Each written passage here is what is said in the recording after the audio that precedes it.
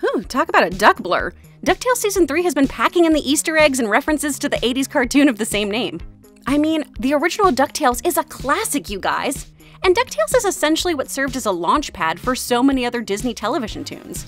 So now is the perfect time to watch the OG series so you'll truly appreciate everything the reboot is doing. From honoring original characters to giving us nods to the series that inspired so many spin-offs. Need some convincing?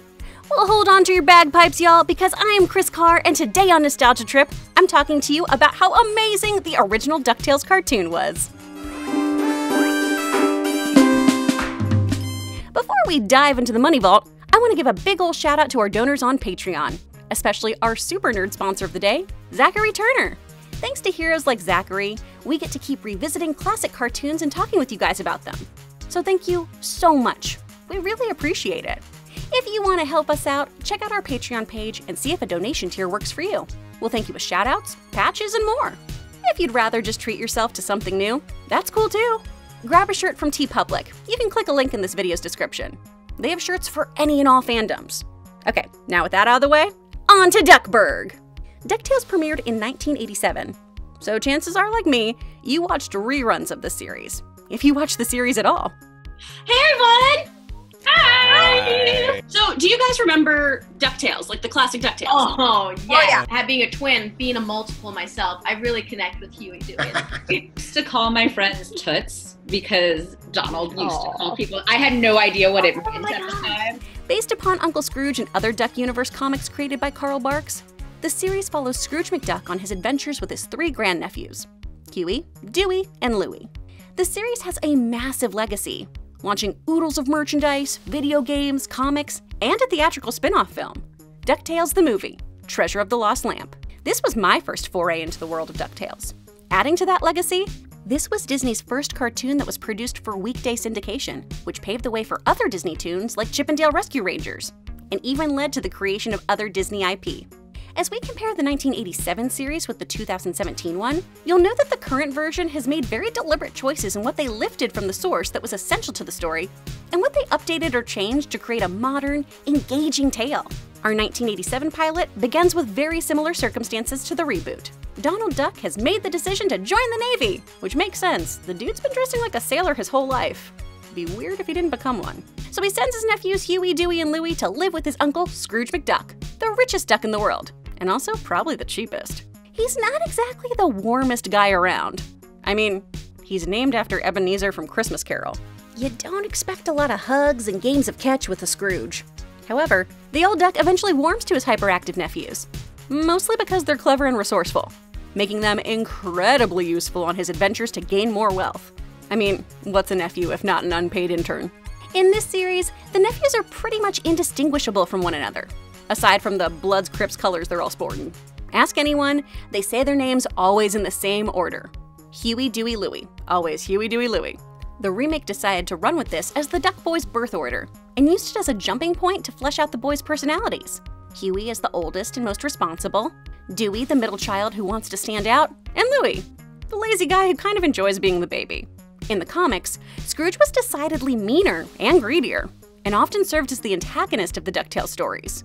He was toned down a lot for the series, and despite still considering throwing people out of planes to make room for diamonds, he's much more affectionate and kind-hearted. Another divergence from the comics was that the show decided to not include Donald Duck in everyday adventures. This is because the creative team felt that Donald would have stolen focus from his stingy uncle. This was changed for the reboot. The boys do move into McDuck Manor, but still spend time with Donald. After all, he's one of the most daring adventurers of all time. In 1987 DuckTales, Donald would appear on occasion whenever he was on leave from the Navy. These episodes would spotlight the ill-tempered mallard. The classic series used comic book characters such as Gyro Gearloose, an adventure Scrooge worked with, and Goldie, Scrooge's old flame. It also utilized established DuckTales villains like Flintheart Goldglum, a fellow Scottish duck keen to take Scrooge's fortune, Magica De Spell, an enchantress who was always after Scrooge's #1 dime, the first money he ever earned, and the Beagle Boys, a criminal band of brothers. What I find interesting is that most of the characters I considered DuckTales staples were created specifically for the television show. New characters included Mrs. Beakley, the boys' nanny, as well as her granddaughter Webby. There was also Bubba Duck. All of these guys were completely fresh IP. One of my favorite additions was Ma Beagle, the matriarch of the Beagle crime family. who always had to bail her children out of prison and made a mean cup of chili. This fresh character was modeled after Mom Marker, who controlled and organized her son's crimes back in the 1920s. That woman was considered to be the most vicious, dangerous criminal mind of the time. There's also Scrooge's doofy pilot Launchpad McQuack and Scrooge's hired security muscle, Gizmoduck. We'll focus on them in a bit when we talk about notable episodes. Most DuckTales tales revolved around 3 themes: racing for treasure, highlighting a specific character, or somebody trying to take Scrooge's fortune or #1 dime. All right, that's the second time I've mentioned this. What the heck am I talking about? As we learn in the episode Once Upon a Dime, Scrooge treasures the first dime he ever made. He earned it shoe shining in Scotland. And ultimately, this dime led him to America, mostly because they apparently didn't have an exchange rate and he didn't know how to spend 10 cents in the Highlands. According to the fiendish enchantress Magica Dispel, this dime is incredibly powerful, as it's full of the psychic vibrations behind every single one of Scrooge's deals and business decisions.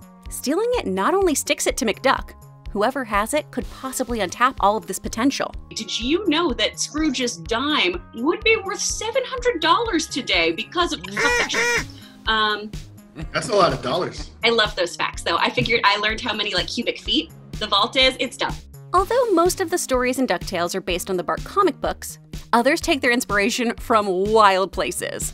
Jack the Ripper, Greek mythology, James Bond, Indiana Jones. It was a smart series, and it encouraged viewers to always work smarter, not harder.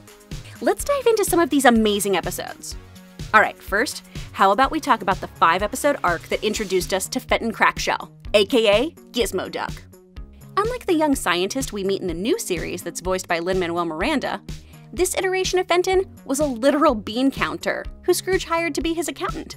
Fenton lived with his mom, this kind of lazy bum who was obsessed with TV as opposed to a tough detective, and wanted to prove himself and be somebody, mostly so he could date the object of his heart's desire, Gandra D.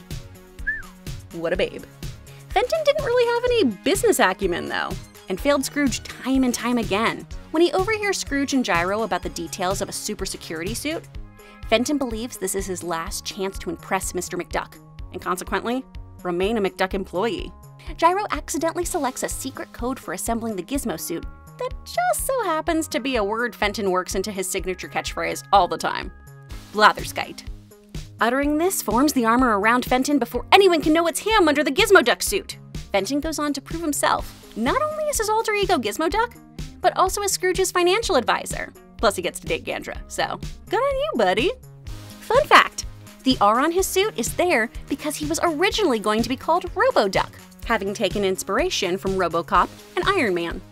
Alright, another original character, and definitely a fan favorite, is Launchpad McQuack.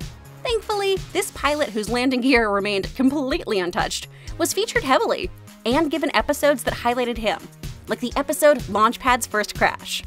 This episode not only celebrates their 100th crash together, but it tells how Scrooge and Launchpad began their unlikely partnership. Thanks to Scrooge's stinginess and Launchpad's desperation to get a job as a pilot, the two take off in search of treasure aboard Launchpad's plane, the Sunchaser, only charging Mr. McD a penny a mile for their voyage. With Launchpad behind the wheel, things were bound to go awry. And sure enough, the two pals end up journeying through the center of the earth, where they encounter a tribe of women who like to use men as crab meat. This episode has a very Futurama Death by Snoo Snoo vibe to it. Our fellas escape the crab, the large women, and a giant octopus that somehow is in boiling water. What's going on with this animation? What is that? Anyway, this misadventure bonds Launchpad and Scrooge together. Try as he might, Scrooge can't help but like this dumb ginger duck. Another Launchpad-centric episode is the James Bond-inspired 00 Duck. If you've been watching the current DuckTales, you might be saying to yourself, hold up, Kris, that episode with Launchpad just happened. It sure did, bud. And it was inspired by this episode that came out 30 years ago, down to the name. Heck, they even used the same code phrase, pastrami on rye, hold the mustard. Ugh, I lost it when they did it. Only in this episode, instead of a VR spy game gone wrong, Launchpad is mistaken for a spy named Bruno. After Launchpad has his identity cleared up, head of the DIA, J. Gander Hoover, wants to utilize Launchpad as a spy in their efforts to take down FOWL, the Foreign Organization for World Larceny. This is the first time we've ever heard about them, and the F would later be changed from foreign to fiendish. Much better move, you guys. The Bond references are everywhere in this one. Gyro works for the DIA, but goes by G, and makes all the super spy gadgets a guy could need. a comb phone, a camera in a bow tie, a gun and a toupee, which, in hindsight, probably wasn't the best place to put a firearm.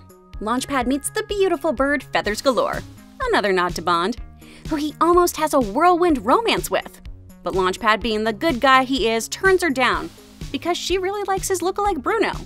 And as he bids her adieu, he does a goof on Rick's monologue from Casablanca. Originally, Disney planned to do a spin-off based on this episode called 00 Duck, featuring the wannabe spy duo of Launchpad and Gizmoduck. However, Ian Fleming's estate owned the title 00, so the series was reworked into a little show, you might have heard of it, called Darkwing Duck. That show took inspiration from another DuckTales episode, The Masked Mallard. This episode featured Scrooge becoming a vigilante, with help from Gyro's gadgets, to become a caped crusader in Duckburg. This sort of Batman noir crime fighter would serve as the prototype for Drake Mallard's Darkwing Duck. And we're gonna definitely talk about that more in another video. My favorite thing about this episode, though, isn't actually Scrooge being a masked crime fighter. It's Lawrence Loudmouth, this sleazy reporter with his own TV network that loves to talk smack about Scrooge McDuck. He's got a very J. Jonah Jameson vibe to him. Plus, in the age of 24/7 news media outlets, this was a hilarious character to watch. Guess not much has changed in 30 years. Not only did this show give us the great Darkwing Duck, it also led to Tailspin. Originally, Launchpad was going to be in that show, hence the name, Tailspin. That's why it has that dumb name. Because they were like, a tail spin off, Tailspin. That's why we can anticipate some of those characters coming into the new DuckTales. Now, it's hard to imagine that critics weren't excited about the original show at the time. The Los Angeles Times believed viewers were going to be let down by the animation quality. Plus, they weren't sold on Scrooge being a fully dimensional character as opposed to his usual curmudgeon-y self. Clearly, they were wrong though, and the series struck a chord. It gained universal acclaim. In 1991, DuckTales became the first American cartoon to be shown in the former Soviet Union. Watching this series loops you into so much of the current DuckTales. That show truly is a love letter to this one. So if you like that, you'll love this. You'll notice so many more things, you guys. You'll notice Gyro's time travel tub, his light bulb companions, Bubba popping in, Duckworth, Fal's arrival on the scene, the importance of the Junior Woodchucks, lines like smarter than the Smarties and other Scroogeisms, and all the characters that were created back in the 80s who've been reworked and reshaped. It's so cool to compare and contrast the two. You can watch the original series on Disney+. So what are you waiting for? Get to adventuring and singing along with that theme song. You know it's a bop. The thing I'm most excited about, I think, about 90s nostalgia is DuckTales. We gotta do it now! DuckTales! Woo! Yes! Of course, these are just some of the highlights for me when I think of DuckTales. The question is, what do you guys think of this show? Have you checked it out? What did I miss about the original that stands out to you? Hit me with your hot takes in the comments below. Working on the internet, kinda lonely, kinda weird already. And so right now, extra weird and lonely. And this is really, really cool to be able to add a little thing with my friends onto one of my videos. So I don't feel like I'm just shouting into the void of nothingness that is YouTube. I get to actually like do a fun thing with you. So I genuinely appreciate you. So thank you so much. I hope this is fun for you. I hope it's something you enjoy. If you like what you heard, hit that subscribe button and bell so we can keep traveling through time and tunes together. Thanks again to everyone on Patreon, TeePublic, and all of you Junior Woodchucks who faithfully tuned in. Thanks for coming along with us. We'll catch you at the next detour. See you, Space Cowboy.